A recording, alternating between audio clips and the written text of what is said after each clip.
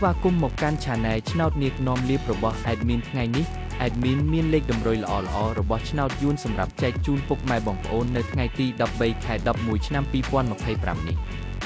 ដូចនេះ Admin មិនចង់ឲ្យចំណាយពេលវេលារបស់ពុកម៉ែបងប្អូនយូរតោះយើងមកតាមដានលេខតម្រុយរបស់យើងទាំងអស់គ្នា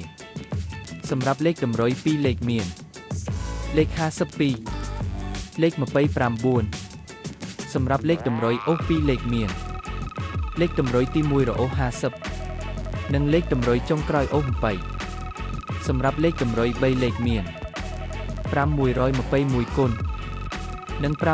5473គុណសម្រាប់លេខតម្រុយថ្ងៃនេះ Admin សូមជូនពរឲ្យពុកម៉ែបងប្អូនជួបតែសំណាងល្អទាំងអស់គ្នាហេងមានលាភមានជ័យ